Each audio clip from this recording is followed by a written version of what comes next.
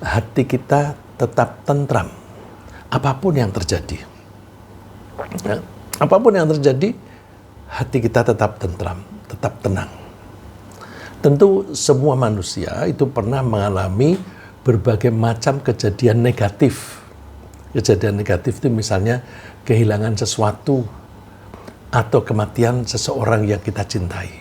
Nah, wajarnya orang kalau kehilangan sesuatu atau ada orang yang kita cintai meninggal, kita sedih. Itu wajar. Tapi kalau kesedihannya itu berlangsung lama, misalnya istri meninggal sampai 6 bulan masih terbenam dalam kesedihan. Nah, itu ada yang tidak normal. Ada yang tidak normal dalam pola pikirnya. Misalnya lagi, kita suka-suka menghadapi bahaya yang mengancam keselamatan kita. Tentu kita takut. Tapi takutnya itu berlangsung hanya sebentar atau sepanjang ancaman itu masih ada. Misalnya lagi, kejadian negatif. Kita mempunyai cita-cita, kita sudah berusaha keras, kemudian gagal. Tidak berhasil mencapainya. Perasaan yang muncul kecewa. Nah, kalau kita menghadapi kegagalan ini dengan keimanan yang baik, maka kita menafsirkannya dengan baik, sehingga kita tidak kecewa. Misalnya lagi, kita dihina. Ada orang menghina Islam, atau menghina orang-orang Islam.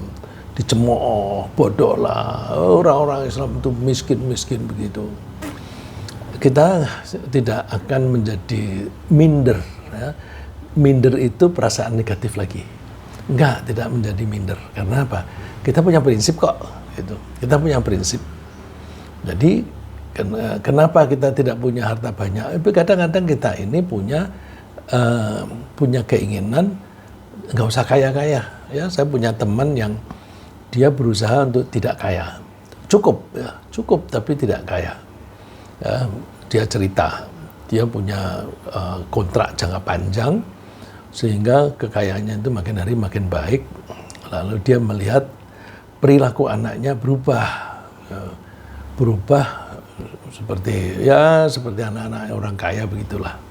Lalu dia stop, dia berhenti menjalankan bisnis itu, tapi dia sudah mempunyai beberapa rumah untuk disewakan. Nah, dia mengandalkan dari situ. Nah, itu saja dia masih bisa setiap bulan itu bersedekah. Jadi nggak usah kaya-kaya. Dia melihat ada saudaranya itu yang kaya raya, anaknya itu menjadi menikmati kekayaan itu, pergi kuliah saja pakai mobil Mercy. Tapi kemudian dia bilang, dewasanya anak itu menjadi pengemis. Kok pengemis itu gimana? Bukan di jalanan sih. Cuma ke rumah saudara minta duit, ke rumah saudara kerabat yang lain minta duit lagi dan sebagainya. Ya, oleh karena itu saya mengajak, mari kita menafsirkan, mengartikan kejadian apapun berdasarkan keimanan. Nah, supaya kita tidak pernah mengalami atau ya boleh dibilang tidak pernah mengalami perasaan-perasaan negatif, kecuali hanya sebentar saja. Lalu pertanyaannya, bisakah kita tetap merasa tentram meskipun menghadapi kejadian-kejadian negatif semacam itu? Tentu bisa. Kiatnya apa? Supaya kita tetap tentram, hati kita tetap tenang, meskipun kita menghadapi hiruk pikuk kejadian di dunia ini. Jawabannya singkat. Kita perkuat iman dan kita gunakan prinsip-prinsip keimanan untuk menafsirkan kejadian yang sedang berlangsung atau kejadian yang diperkirakan akan kita hadapi. Jadi kita itu bisa sedih, bisa takut terhadap kejadian yang sekarang berlangsung, bisa juga yang akan terjadi. Misalnya ada orang kesulitan dalam mencari nafkah dalam jumlah yang cukup, yang memadai, nggak bisa. Kemudian istrinya hamil. Nah, dia memperkirakan ada anak lagi, ini biayanya tambah lagi, padahal penghasilanku segini-segini saja. Wah, dia lalu takut menjadi makin miskin. Nah, anaknya belum lahir, tapi dia sudah ketakutan kemungkinan yang terjadi. Nah, kalau orang Islam tidak akan menghadapi yang semacam itu, yang negatif begitu. Ya. Jadi prinsipnya kita perkuat iman, terus kita pelajari keimanan itu, lalu kita gunakan untuk menafsirkan kejadian-kejadian yang sedang kita hadapi atau yang mungkin akan kita hadapi. Nah, dengan demikian, asal iman kita kokoh, hati kita akan tetap tentram. Meskipun peristiwa demi peristiwa itu terjadi, termasuk peristiwa-peristiwa negatif. Allah menjaminnya begini. Huwallazi anzalat sakinata fi qulubil mu'minina liyazdadu imanan ma'a imanihim. Dialah Allah yang menurunkan ketentraman. Nah, coba perhatikan kalimatnya. Allah yang menurunkan ketentraman. Berarti ketentraman itu bukan kita yang menciptakan. Kita sedang sedih, kita sedang takut, lalu terus kita raba-raba dada kita, tenang, tentram. Nggak bisa. Karena ketentraman itu harus dimulai dengan penafsiran. Oleh karena itu Allah menyebutnya, Allah akan menurunkan ketentraman di hati orang mukmin. Keimanan, ya, di hati orang mukmin. Mukmin di sini mukmin yang beneran. Ya. Perhatikan kalimatnya, mukmin itu disebutkan dengan kata sifat. Al-mu'minin, bandingkan. Kalau yang kata kerja, alladzina amanu, orang-orang yang beriman. Nah, kalau al-mu'min, orang-orang yang memang mukmin. Jadi keadaannya, sifatnya, karakternya itu mukmin. Kalau kita bisa membuat keimanan itu menjadi karakter kita, kita bisa disebut mukmin. Nah, kalau kita itu mukmin semacam itu, maka Allah akan memberikan ketentraman hati. Dengan ketentraman itu, kita menjadi makin bersyukur. Bersyukur karena kita tenang. Nah, orang yang tenang itu nggak pernah galau, nggak pernah stres, maka tidak merasa perlu pergi ke hiburan. Hiburan macam-macam. Itu ada orang bikin tempat-tempat hiburan, ada perjudian, ada bioskop, ada diskotik. Itu kan disediakan untuk orang-orang yang lagi stres. Orang mukmin nggak pernah stres. Merasa nggak perlu, ngapain pergi ke sana. Jadi orang yang beriman itu hatinya tetap tentram. Dengan ketentraman itu, imannya makin hari makin tambah. Liyazdadu imanan ma'imanihim. Agar iman mereka makin bertambah. Nah, ini nikmatnya. Ya. Nikmatnya kalau kita bisa mengimani dengan benar, menggunakan prinsip-prinsip keimanan, kita tentram.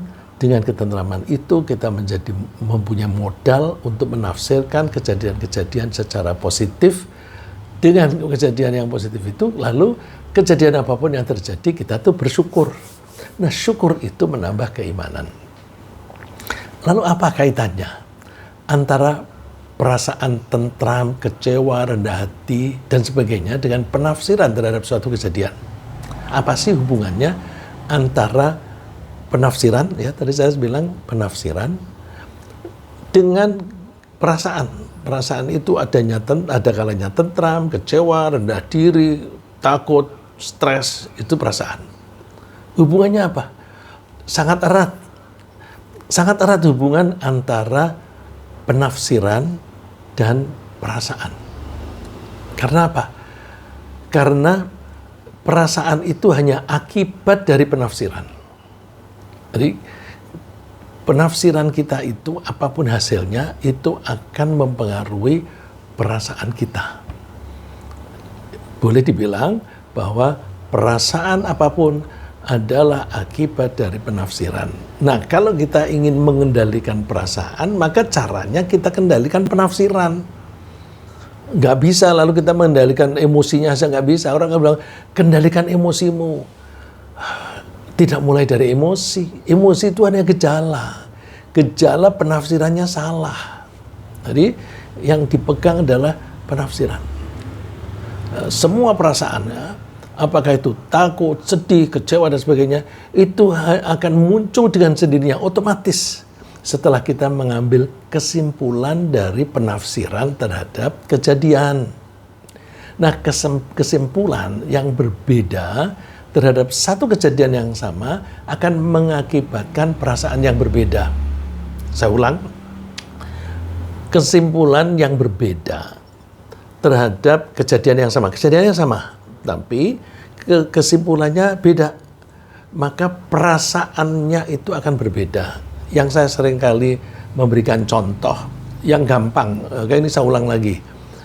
Kalau ada ular mendekati kita, kita menjadi takut atau senang.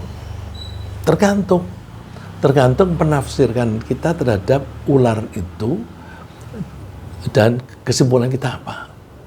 Kalau kita menganggap bahwa ular itu mengancam kehidupan saya, dia bisa menggigit saya dan saya bisa kena bisanya, kemudian saya bisa sakit dan mati. Oh ya, saya takut. Tapi bandingkan, kalau saya seorang pawang, saya melihat, ular ini tidak berbisa dan dia kenyang, itu perutnya gendut. Dia tidak akan mencari makan lagi. Karena ular itu kalau sudah kenyang, dia nggak seperti manusia. Manusia udah kenyang tetap rakus. Ular nggak.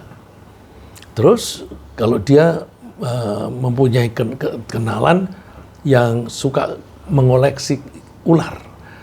Ini kalau aku tangkap, aku bisa jual kepada teman saya, jadi duit nih. Lalu kesimpulan itu membuat dia menjadi senang. Ya. Misalnya lagi, hujan turun lebat, kita sedih, takut atau senang? Tergantung. Ada kok orang-orang yang menjadi senang, ya terutama anak-anak muda. Begitu hujannya lebat, dia pergi ke tempat kantor-kantor di Jalan Tamrin misalnya, di Sudirman. Bawa payung, dia nawarin, siapa yang butuh payung, aku payungin. Jadi hujan ini sumber mata penghasilan dari dia. Jadi dia melihat hujan ini kesempatan untuk mendapatkan uang. Senang dia. Tapi kalau ada orang, ini hujan lebat, daganganku biasa saya bawa keliling. Kalau hujan lebat begini, aku nggak bisa keliling. Aku tidak bisa mendapatkan penghasilan yang cukup. Dia merasa terancam, tidak bisa membeli beras, begitu. Dia menjadi takut dengan adanya hujan. Jadi kesimpulan yang berbeda terhadap kejadian yang sama itu bisa mengakibatkan perasaan yang berbeda tergantung pada cara penafsiran itu. Nah, kejadian yang sama bisa mengakibatkan perasaan takut atau senang. Itu contoh ya. Kejadian yang sama bisa mengakibatkan perasaan takut atau senang. Tergantung pada kesimpulan apa yang kita ambil dari penafsiran terhadap kejadian itu. Misalnya ya, seseorang sudah umur 50-an begitu, dia mendapatkan informasi bahwa tahun depan dia akan dipensiunkan. Jadi dia harus siap-siap untuk menghadapi pensiun dalam waktu 12 bulan. Dia takut atau senang? Tergantung cara menafsirkan dia.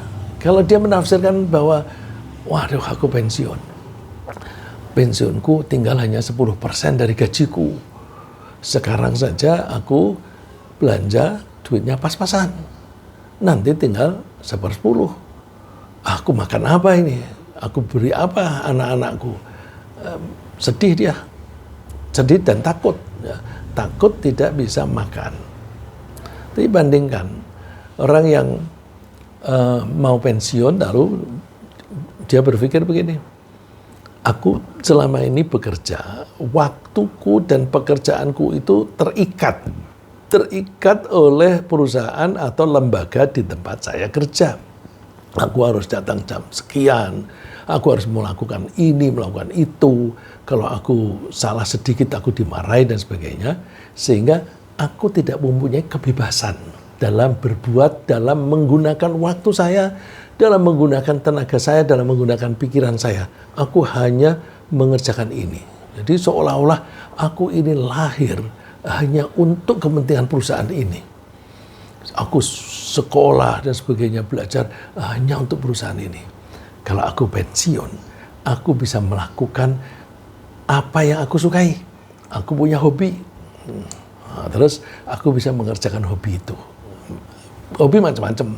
Ada orang yang hobinya itu berkebun. Nah, aku mau berkebun. Nah, terus karena mau berkebun, mungkin dia siap-siap untuk supaya bisa berkebun bagaimana. Tapi berkebun itu tidak harus memiliki tanah. Ya kan bisa dengan sewa. Bisa juga sewanya itu nanti uangnya setelah selesai. Jadi misalnya disewa dengan cara nanti bayarannya adalah separuh dari hasil gitu. Jadi bayarnya kan di belakang, tidak harus di depan. Jadi berbagai cara lah gitu. Berbagai cara. Nah, kalau yang saya alami, aku setiap hari terikat dengan pekerjaan ini. Waktuku, pikiranku, semuanya terikat ke sini.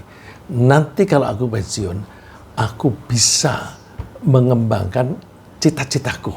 Aku kepingin memperkenalkan Al-Quran sebagai pedoman hidup.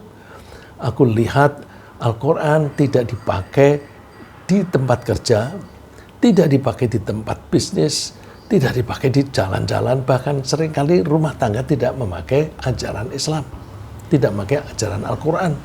Aku ingin memperkenalkan, ini loh Al-Quran, kamu bisa pakai, dan kalau kamu pakai, kamu akan hidup bahagia. Wah, misalnya. Jadi dengan begitu pensiun, alhamdulillah, aku bisa melaksanakan cita-citaku. Aku tidak lagi terikat dengan aturan-aturan perusahaan, tapi aku terikat dengan keimananku sendiri. Nah, jadi menghadapi kasus yang sama, yaitu akan pensiun, ada orang yang takut, ada orang yang senang, tergantung bagaimana cara dia menafsirkannya sampai dengan keputusannya itu apa. Kita bandingkan dengan kesimpulan yang berbeda misalnya. Jika dia menafsirkan pensiun itu berarti tidak punya penghasilan, dia sedih, takut.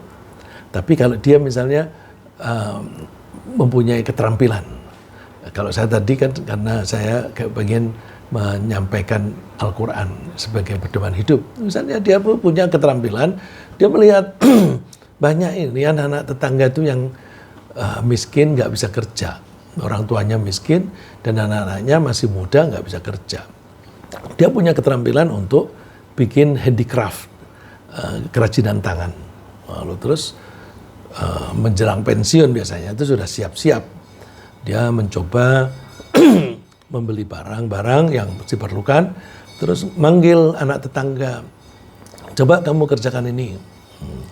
Terus makin hari makin terampil. Nah, kemudian barang hasilnya itu kan bisa dijual. Ya. Ini ada orang-orang yang mengajari tetangganya, kalau di kampung saya pernah melihat di Jogja sana itu, diajari membuat bordiran pakai tangan ya. Orang menyebutnya strimin. Itu tetangga dibikin. Jadi orang ini membeli bahan kain, terus dia membeli benang seperlunya, lalu dia menggambar di kainnya itu, digambar terus dikasih instruksi. Ini kasih kain merah, ini kasih kain putih, ini kasih kain biru gitu. Terus anak-anak datang, di brief ya, dikasih tahu gini, kasih contoh. Sudah saya bawa pulang dia ngerjakannya itu kalau nganggur aja. Nah, kalau ini anaknya banyak, kan setiap hari akan ada yang setor. Ada setor kemudian dijual. Nah, jadi dia punya keterampilan dalam hal membuat handicraft, kerajinan, plus keterampilan menjual. Penghasilannya bagus, hidupnya bebas. Dia tidak harus pergi ke kantor pada jam itu, karena tidak harus pergi ke kantor jam itu, dia bisa sholat berjamaah 5 kali sehari, dan sebagainya. Dia bisa mempunyai teman lebih banyak karena dia bergaul ya di masjid dia bergaul, di pasar dia juga bergaul. Enak, indah hidup ini. Ya. Jika kita selalu mendasari penafsiran terhadap kejadian dengan prinsip-prinsip keimanan yang benar, maka kita cenderung mengambil kesimpulan yang membuat kita merasa tentram dan bahkan optimis dan bergairah. Ya, tentram, optimis menghadapi masa depan, dan bergairah. Misalnya, jika kita meyakini bahwa Allah pasti akan menepati janjinya, menjamin rezeki setiap orang. Nah, ini pendasar ya, bahwa Allah itu menjamin rizki semua makhluk hidup itu dijamin oleh Allah. Aku ini kan makhluk hidup. Kalau kita itu beriman, kita yakin janji Allah itu tidak akan diingkari. Alah, yang penting aku jangan malas. Aku berbuat sesuatu deh. Apalagi kalau tinggal di Jakarta. Tinggal di Jakarta itu di pinggir jalan itu membantu orang lewat aja itu sudah dapat duit kok. Itu. Jadi nggak ada alasan untuk tidak bisa mencari penghasilan, itu nggak ada. Itu. Tapi tentu yang halal ya. Nah itu kalau kita meyakini bahwa Allah pasti menjamin, kita itu bisa tenang bahwa yang penting aku rajin dengan menggunakan pola pikir yang baik. Ya, kalau berbisnis kan harus menggunakan taktik bisnis dan sebagainya. Ya. Nah tentu Allah akan memberi rizki kepada kita itu melalui pekerjaan. Tidak lalu Allah memberi rizki itu kita diam-diam aja di masjid, kemudian dikasih nih untuk makan kamu nggak ada. Jadi memohon rizki itu dengan cara di masjid sepenuh hari hanya berzikir saja nggak bisa. Mesti dia harus melakukan pekerjaan-pekerjaan. Ya, kalau menurut Allah itu di dalam Al-Quran ada dua cara mencari penghasilan. Yang satu itu membudidaya. Membudidaya termasuk bertani, beternak dan sebagainya. Nah itu nanti akan ada hasilnya. Kalau membudidaya itu kan kita misalnya binatang, hewan kita beli kecil, ya, ayam yang umur 1 hari, kemudian kita rawat, nanti tambah besar. Dagingnya tambah banyak, terus kita jual. Nah itu budidaya. Bisa juga dengan cara tolong-menolong. Dagang itu prinsipnya adalah tolong-menolong. Kalau kita egois, kita nggak mau menolong orang lain. Makanya jangan pernah punya perasaan egois. Kita kembangkan rasa peduli pada orang lain. Tolong. Dengan pertolongan itu orang akan membayar kita. Nah, jadi Allah mendorong kita wa ta'awanu 'alal birri wat taqwa. Tolong menolonglah kamu dalam kebaikan. Nah, itu nanti akan menjadi sumber penghasilan. Nah, bisa saja Allah itu memberi rezeki melalui anak. Ya, misalnya kita sudah menjadi tua, terus sudah lemah, udah nggak bisa kerja, terus berhenti pekerjaan nggak ada uang pensiun nggak ada. Terus gimana? Allah bisa menjamin rezeki itu melalui anak. Tentu kalau kita beriman, kita itu akan merawat dan mendidik anak dengan ikhlas, dengan tulus hanya karena Allah. Aku diberi anak oleh Allah. Berarti aku ini ditugasi oleh Allah untuk merawat dan mendidik. Nah, jadi ini pola pikir beriman ya, pola pikir berdasarkan iman. Ya, mulai dari anak lahir, penafsirannya sudah iman. Aku diberi oleh Allah anak. Kalau aku diberi sesuatu, berarti itu penugasan. Kalau aku tidak diberi anak, aku tidak ditugasi untuk merawat dan mendidik.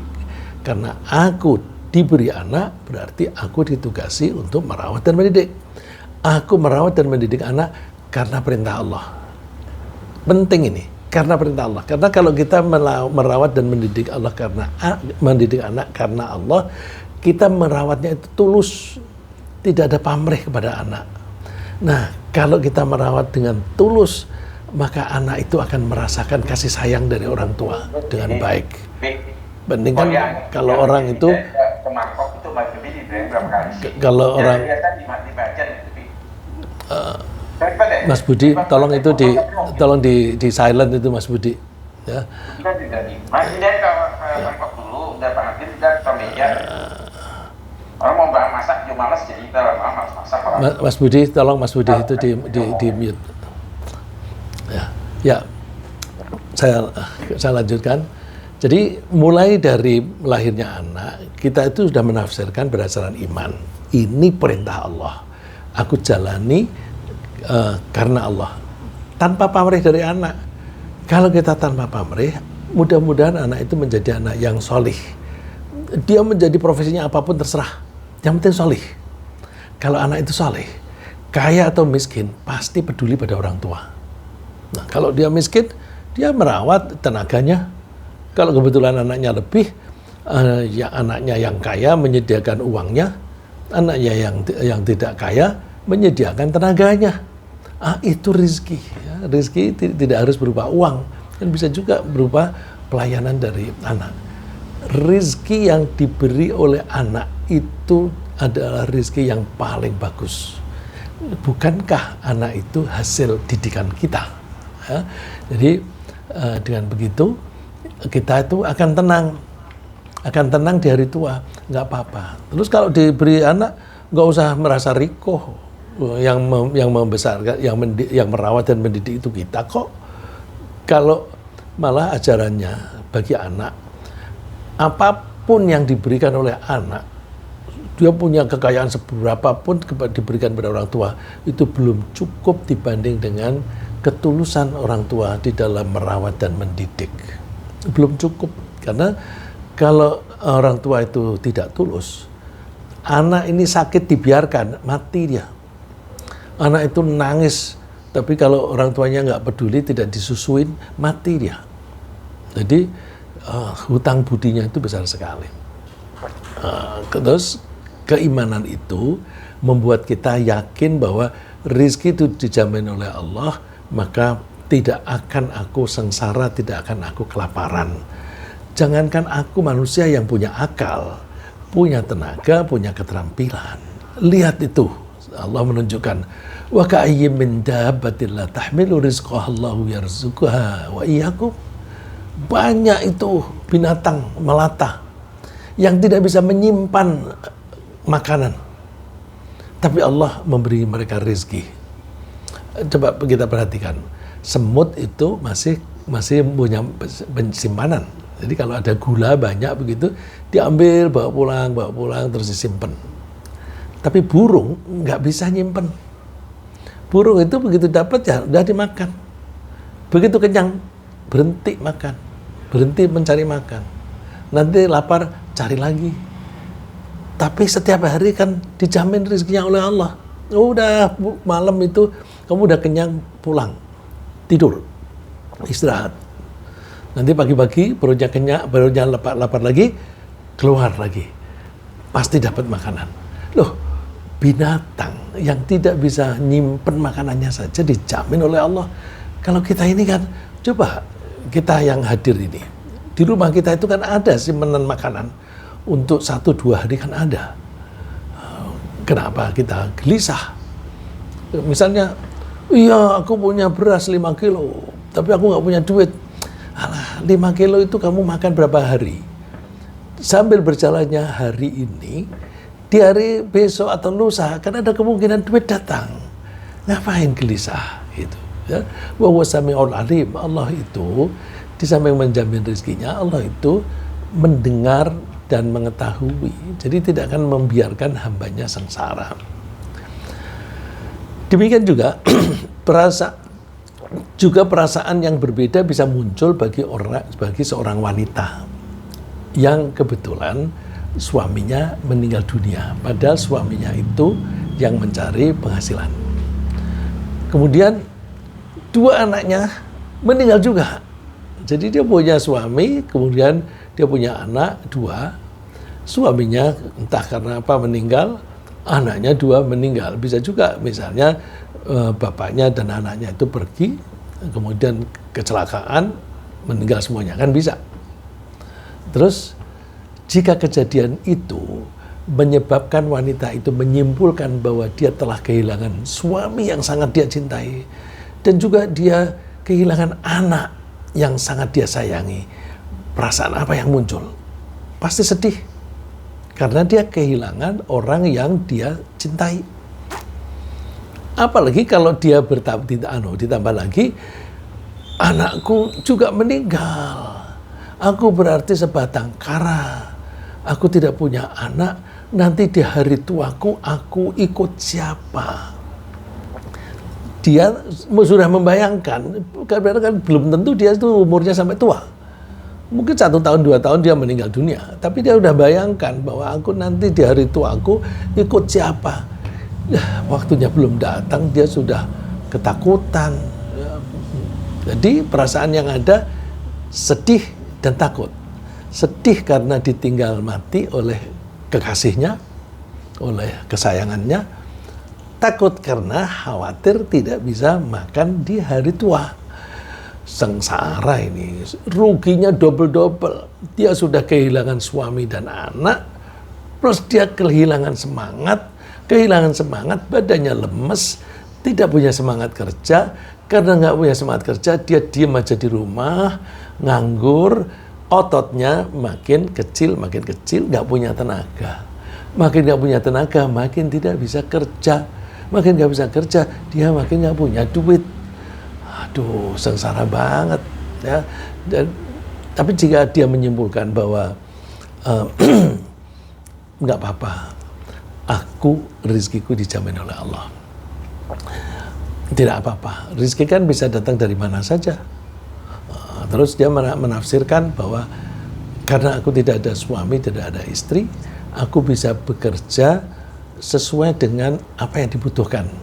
Contohnya misalnya begini, seorang dokter yang punya suami dan anak, dan dokter yang tidak punya suami dan tidak punya anak, ya, entah karena suatu apapun ya. Jadi bandingannya dokter punya suami dan anak, dan dokter yang tidak punya suami, tidak punya anak.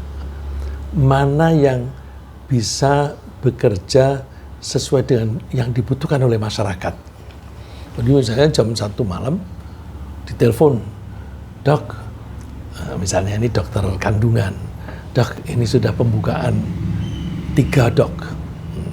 Oh ya, tunggu sebentar. Terus dia jam 1 malam berangkat ke sana. Tapi kalau ada suami, ada istri, ada suami, ada anak, sulit dia melakukan itu. Terus dia mengartikan, mumpung aku tidak ada tanggungan, aku akan menolong orang ini karena Allah. Ya, orang ini butuh ditolong, aku menolongnya ini karena diperintah oleh Allah, wa ta'awanu 'alal birri wat taqwa. Jadi perginya itu bukan semata-mata cari duit, tapi karena melaksanakan perintah Allah untuk menolong orang. Dia dapat duit plus dapat pahala. Enak. Ya, jadi pola pikirnya berbeda. Ya. Jadi dengan demikian dia akan merasa orang yang semacam ini pola pikirnya berdasarkan iman, dia akan tetap tentram karena dia berpegang teguh pada iman dan prinsip-prinsip keimanan. Ya. Terus Rasulullah SAW itu bercerita bahwa ini ada seorang sahabat ya, seorang sahabat bercerita bahwa Rasulullah kebetulan berjalan dengan para sahabat, terus berpapasan dengan jenazah yang akan dikubur. Nah, jenazah itu lewat, Rasulullah komentar, mustarih wa mustarah minhu. Mustarih itu artinya istirahat dia. Terus ada lagi, orang lain istirahat. Jadi rupanya Rasulullah tahu jenazah yang dibawa itu. Ketika jenazah yang dibawa itu orang yang baik, orang yang beriman, perilakunya soleh begitu, dia bilang mustarih, istirahat dia. Tapi kalau yang lewat itu jenazah dari orang yang waktu hidupnya itu suka mengganggu orang lain, mengganggu tetangga, suka mencuri, suka hutang tidak dibayar, suka meras-meras dan sebagainya, Rasulullah mengatakannya mustarah minhu. Orang-orang menjadi istirahat. Nah, para sahabat bertanya, Rasulullah, apa itu mustarih dan mustarah minhu? Dia istirahat dan orang lain istirahat. Apa itu artinya? Rasulullah menjelaskan, al-abdul mu'minu yastarihu min nasabid dunya wa adhaha ila rahmatillah. Orang mukmin yang baik, kematian itu istirahat. Karena orang mukmin yang baik menganggap hidup ini tugas. Seperti tadi saya bilang, kalau orang hidup diberi anak, berarti dia ditugasi untuk ngurusi anak. Orang diberi oleh Allah istri, berarti dia ditugasi oleh Allah untuk mengurusi istri dan sebagainya. Nah, ketika meninggal, dia istirahat dari tugas itu. Dan dia mungkin dalam pekerjaan itu, dalam kehidupan sehari-hari, itu ada hal yang tidak menyenangkan. Itu dia sudah terbebas. Ila rahmatillah, dia akan mendapatkan rahmat dari Allah. Di kuburan dia enak, di akhirat juga enak. Bandingkan, wal abdul fajiru yastarihu minhul ibad wal bilad wal syajar wal dawab. Kalau ada orang yang suka membuat onar, suka berbuat dosa, maka pihak-pihak lain beristirahat. Rasulullah mengatakan yang istirahat itu orang-orang lain istirahat, negara juga istirahat, pohon-pohon juga istirahat, binatang-binatang juga istirahat. Kok bisa begitu? Ya, kalau misalnya orang yang mati itu pengusaha yang suka menggunduli saat hutan. Di Sumatera kan kita prihatin, ada mungkin sampai 1.000 yang meninggal lebih. Kenapa? Itu pengusaha-pengusaha yang pada nebangin pohon itu karena untuk bisnis dan sebagainya. Kok bisa begitu? Iya, mereka dapat izin dari pemerintah, dari penguasa. Terus penguasa itu meninggal, pohon-pohon itu istirahat, tidak ditebangi. Orang-orang istirahat, tidak khawatir kebanjiran, tidak khawatir ada tanah longsor. Dan binatang-binatang tidak terusir. Karena hutan itu kalau dipotong begitu kan monyet-monyet, terus gajah-gajah, itu kan menjadi terganggu. Jadi binatang-binatang itu juga beristirahat. Jadi kalau kita itu orang Islam yang baik, ada orang yang meninggal, misalnya bapak kita, ibu kita, atau suami istri kita. Kita tahu bahwa bapak kita ini orang yang sangat banyak menolong orang lain, pejuang lah. Masjid diurusi, masyarakat juga diurusi. Terus capek begitu meninggal, ya bapak saya sudah disuruh istirahat oleh Allah. Sudah enak hidupnya. Tenang kita. Ya. Misalnya juga ibunya meninggal. Aduh, ibu saya sakit itu sudah 4 tahun. Sengsara sekali. Ini meninggal, barangkali Allah memang mengambil keputusan yang terbaik, yaitu suruh istirahat saja. Tenang kita. Ya. Jadi kita menghadapi kematian orang-orang dekat kita itu dengan tenang. Kalau yang meninggal itu orang-orang yang jahat, ya alhamdulillah kita terbebas dari orang jahat. Tapi orang jahat itu selalu ada ya, selalu ada itu pasti. Kemudian contoh lain, ketika 2 anak itu meninggal dunia, pola pikir kita itu pola pikir yang berdasarkan iman. Iman itu sesuai dengan apa yang diajarkan oleh Allah dan Rasul-Nya. Misalnya ada seorang wanita punya anak meninggal masih masih anak-anak. Terus waduh, aku ditinggal oleh anakku, anak kesayanganku, dan ya harapanku masa depan. Ini sesuai dengan yang tadi ya. Tapi ini meninggalnya masih anak-anak. Rasulullah mengatakan, kalau ada seseorang, perempuan atau laki-laki, ini kebetulan hadis yang saya kutip itu perempuan. Tapi ada hadis yang lain, laki-laki juga. Ya. Ini yang saya kutip itu, kebetulan kasusnya perempuan, bahwa beberapa wanita itu minta waktu dari Rasulullah SAW. Rasulullah, ij'al lana yauman, alokasikanlah kami wanita ini 1 hari saja untuk mendapatkan wejangan dari engkau. Nah, ini kalau zaman sekarang mohon tausiahnya misalnya begitu.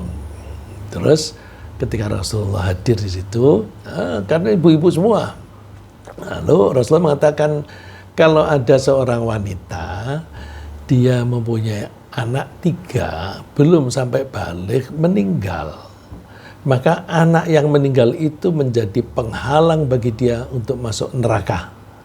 Artinya dia dijamin masuk surga.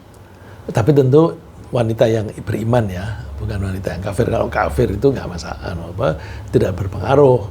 Tapi kalau orang yang beriman ditinggal mati anaknya 3 belum balik, masih kecil meninggal, nggak apa-apa, masuk surga. Jadi ini kan menghibur, karena ada hiburan, aku sudah dapat jaminan masuk surga, kan menjadi tenang hatinya. Terus ada yang bertanya, kalau 2 anak bagaimana Rasulullah? 2 juga. Kenapa sih kalau anak meninggal belum balik kok bisa menjadi penghalang neraka? Ada hadis yang lain. Hadis yang lain yang menyebutkan bahwa dia bisa masuk surga karena dia menyayangi anak itu, dia merawat dan mendidik anak itu dengan penuh kasih sayang. Kasih sayang dia kepada anak itulah yang menyebabkan dia terbebas dari neraka. Nah, oleh karena itu, bagi kita, kalau anak kita tidak meninggal di waktu kecil, alhamdulillah, jangan mengharapkan, wah anakku biar mati, masih kecil aja, itu menjadi perisai bagi saya. Enggak, jangan begitu. kita tangkap yang menyebabkan dia terbebas dari neraka itu apa sih? Kasih sayangnya. Nah, maka kalau kita punya anak, berapapun, kita sayangi dengan baik karena Allah. Karena perintah Allah itu mendidik anak dengan kasih sayang. Nah, kalau dia meninggal, ya nggak masalah. Kalau dia hidup, alhamdulillah, nanti ketika besar bisa menjadi teman kita untuk menghadapi kehidupan bersama, begitu. Ya. Dan penafsiran yang didasari dengan keimanan yang benar juga bisa menghindarkan kita dari kekecewaan yang berkepanjangan. Kekecewaan yang berkepanjangan. Kalau kecewanya sebentar, nggak masalah.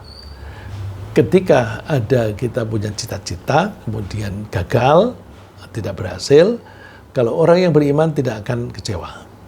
Kalau masih kecewa berarti imannya kurang. Bisa jadi kita itu bercita-cita menjadi misalnya jadi dokter, tapi terus kemudian harus ganti haluan. Ada beberapa teman tuh yang cerita, dulu S1-nya sekolah kedokteran, terus belok ke manajemen. Ada yang mulai dari awal, orang tuanya yang bapaknya minta dia belajar kedokteran, ibunya atau dirinya kepengen teknik begitu. Terus ternyata karena suatu dan lain hal dia ambil teknik. Terus ternyata ketika dia lulus, dia menghadapi problem keluarganya itu menjadi makin miskin ya, bisa saja kan, karena bisnis itu kan tidak selalu lancar. Nah, pada saat itu dia sudah menjadi sarjana, karena dia sarjana teknik, dia mencari penghasilan lebih banyak dapatnya. Nah, karena lebih banyak, dia bisa menolong saudara-saudaranya. Ya, ini ada kasus yang semacam itu. Kebetulan adiknya banyak, terus dia ganti haluan bukan di teknik tetapi di manajemen. Terus dia bekerja dengan manajemennya itu, dia menjadi penghasilannya banyak, dia bisa menyekolahkan semua adiknya, dan bahkan kemudian bisa membuat yayasan, lalu membuat sekolahan. Dan sekolahan itu sampai sekarang makin besar dan menjadi sekolah favorit. Wah, itu jadi bukan gagal.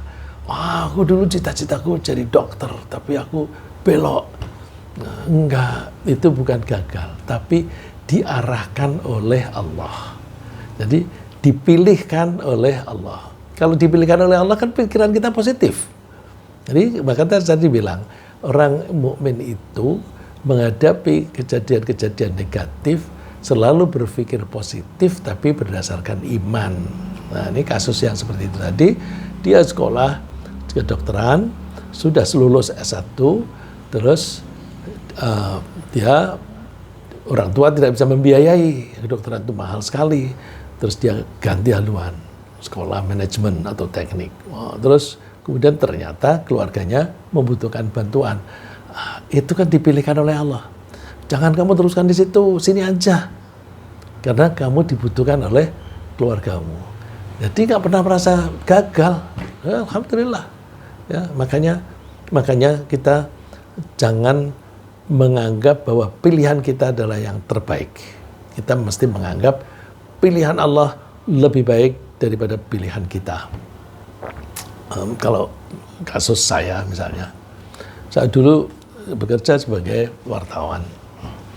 Saya ingin menjadi wartawan yang benar, yang jujur, yang baik, yang bisa menulis apa saja dan mengetahui masalah kehidupan, berbagai masalah. Ya, kalau wartawan kan punya akses untuk itu, bisa ke sana kemari, sehingga saya itu ya meliput kegiatan presiden, kegiatan para menteri, kegiatan parlemen, dan juga para pengusaha. Tapi kemudian saya itu ketika mendapatkan kesempatan untuk belajar, ada hambatan. Hambatan itu bisa kita maklumi, karena saya itu punya semangat, lalu saya produktif. Kalau saya pergi untuk kursus, untuk sekolah, nanti produktivitas perusahaan berkurang. Dihalangi saya. Terus saya sudah menangkap, ini berarti aku tidak bisa terus menerus di sini. Aku harus menyiapkan diri untuk bidang lain. Bidang lain apa? Karena aku masih sejak kecil, karena aku belajar Al-Quran, belajar bahasa Arab. Kenapa tidak kembali ke Al-Quran? Terus saya mempersiapkan setiap hari, meskipun saya kerja sibuk begitu, saya setiap hari membaca buku-buku berbahasa Arab, membaca tafsir dan sebagainya. Terus ketika sudah siap, saya pindah saya tinggalkan profesi saya yang sebenarnya itu promising, ya, sangat promising, tapi saya tinggalkan karena saya tidak mengartikan sebagai kegagalan, tapi pengarahan dari Allah. Nah, maka pedomannya ini, wa rabbuka yakhluqu ma yasha'u wa yakhtar. Tuhanmu itu menciptakan apa yang Dia kehendaki dan Tuhanmu itu memilih. Perhatikan di sini. Allah itu menciptakan, dan ketika menciptakan itu sudah mempunyai plot, mempunyai rencana, orang ini sebaiknya ini, orang itu sebaiknya begitu, dan sebagainya. Ketentuan itu dipilih oleh Allah. Karena untuk menjaga keseimbangan kehidupan, ini kalau tidak dibuat begitu kan nggak ada keseimbangan. Ada yang jadi guru, ada yang jadi murid, ada yang jadi investor, ada yang menjadi pedagang, ada yang menjadi pembeli, dan sebagainya. Ini harus seimbang. Ada laki-laki, ada perempuan. Ini harus cocok. Kalau kita membaca laporan pendudukan, di semua negara itu jumlah laki dan perempuan itu hampir sama. Hampir sama. Itu nanti akhirnya serasi juga, karena misalnya lebih banyak laki-lakinya. Nanti ketika usia remaja atau usia anak-anak, jumlah yang mati banyakkan mana? Banyakkan laki-laki. Akhirnya menjadi klop begitu. Ya, jadi kita mesti perhatikan, Allah itu mulai dari membuat, bahkan sebelum membuat apapun, itu sudah punya rencana. Kalau punya rencana, itu berarti Allah itu sudah memilih. Ini saya taruh sana, ini taruh sana, taruh sana. Maka nalahumul khiyarah. Orang-orang itu nggak punya pilihan. Nggak punya pilihan. Artinya itu, tidak punya pilihan itu banyak sekali loh. Kita itu, saya lahir nggak pernah pesen, saya mohon dilahirkan laki-laki, nggak pernah. Jadi Allah membuat ini laki, ini perempuan, udah. Terus Allah membuat seseorang ini punya suami, ini tidak punya suami, ini punya istri, ini tidak punya istri, dan sebagainya. Itu Allah yang mengatur. Jadi kalau diatur, sekarang ini misalnya ada wanita yang tidak menikah, jangan dianggap itu jelek. Karena mungkin Allah memilih begitu karena apa? Kan tidak semua orang bersuami itu bahagia. Ada orang yang justru sengsara hidupnya gara-gara suaminya. Jadi orang itu diselamatkan oleh Allah dari intimidasi dan dari dominasi suami. Alhamdulillah. Jadi kalau sendirian jangan diartikan negatif, positif saja gitu ya.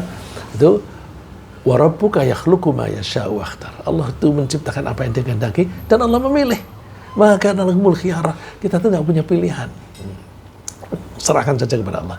Jadi jika kita itu mengalami hal serupa, yakni kita berusaha keras untuk menggapai suatu target atau cita-cita, tapi tiba-tiba kita harus belok arah yang dua-duanya sama-sama baik, maka kita tidak menyimpulkan sebagai gagal, tapi kita memahaminya, kita menyimpulkan bahwa kita sedang diarahkan oleh Allah untuk belok, untuk menempuh arah yang lain yang menurut Allah lebih baik. Nah, berdasarkan keimanan kita meyakini bahwa pilihan Allah pasti lebih baik. Dengan demikian kita tidak merasa kecewa dan tidak akan menempuh jalan yang tidak baik. Nah, kita punya pendirian biyadikal khair, hanya di tanganmu semua kebaikan. Atau artinya bahwa pokoknya yang dari engkau Allah semua baik, gak ada yang jelek. Innaka ala kulli syai'in qadir. Sungguh engkau maha kuasa atas segala sesuatu. Itu enak seperti itu. Demikian juga ketika kita menghadapi permasalahan yang rumit dan sulit, jangan sampai permasalahan itu membuat kita merasa stres atau distress. Kita mesti mempelajarinya dengan tenang agar kita bisa mengidentifikasikan dengan jelas apa sebenarnya yang menjadi permasalahan. Kemudian kita telusuri apa yang menyebabkan terjadinya masalah tersebut. Jika memungkinkan, kita singkirkan penyebab itu. Jika tidak mungkin, ya kita menata hati. Ya, tidak mungkin gimana? Misalnya gini, kita mau pergi terus tiba-tiba ada tanah longsor, ada pohon atau batu yang menghalangi. Kita singkirkan, karena bisa disingkirkan. Jadi ada problem, kalau problem itu bisa disingkirkan, singkirkan. Tapi ada problem yang tidak bisa disingkirkan. Apa itu? Kita mau pergi, hujan lebat sekali. Mau ke masjid misalnya, hujan. Waduh, ini gimana? Kita nggak bisa menyetop hujan. Kalau nggak bisa, kita perkecil akibat buruknya, yaitu pakai payung, pakai jas hujan. Kalau punya mobil, berangkat pakai mobil, nanti turun pakai payung. Jadi kalau kita bisa mengubah masalah problemnya itu, penyebab problemnya itu kita bisa mengubah, ubah. Bisa menyingkirkan, singkirkan. Kalau tidak bisa, kita perkecil resikonya. Nah, dengan begitu, nanti kita menghadapi apapun problem yang di hadapan kita akan menghadapinya dengan tenang. Nah, orang yang tenang menghadapi problem itu namanya confident. Confident. Hidupnya penuh keyakinan Allah pasti menolong kita. Nah, ini jaminan Allah. Wa may yattaqillaha yaj'al lahu makhraja. Siapa yang mau bertakwa kepada Allah, Allah pasti memberi solusi kepada dia. Yang paling enak itu kan solusi, karena problem sebanyak apapun asal ada solusinya. Nah, jadi dengan cara-cara demikian kita berharap bisa menjalani kehidupan ini dengan hati yang tenang dan tentram, tanpa dihinggapi perasaan-perasaan negatif. Jika berhasil melaksanakan ini dengan baik, kita akan mendapatkan kehidupan ini selalu baik-baik saja. Jadi kalau ditanya, gimana kehidupan ini? Bagus. Terus kamu sakit, ya orang itu ya ada kalanya sakit, ada kalanya sehat gitu. Tapi sakit paling seminggu, aku sehat 1 tahun. Jadi orang misalnya kadang-kadang kan sakit seminggu udah putus asa. Nah, padahal kita diberi kenikmatan oleh Allah hampir 1 tahun sehat. Sakit hanya satu minggu, tapi keluh kesahnya luar biasa. Nah, dihadapi, cari cara mengatasinya. Jadi orang yang semacam itu menganggap bahwa hidup ini baik dan indah. Ini orang-orang yang seperti itu besok di akhirat ditanya oleh malaikat, wa qila lil ladzina taqaw madza anzala rabbukum. Kamu dulu hidup di dunia gimana hidupmu? Jawabannya satu kata, qalu khaira, baik. Loh, kamu kan dulu tidak punya duit banyak. Baik, dengan aku tidak punya duit banyak, kan aku tidak pusing. Ada dolar naik turun, nggak pusing. Yang penting aku masih bisa makan. Jadi enak, tidak punya duit itu enak, begitu. Ya.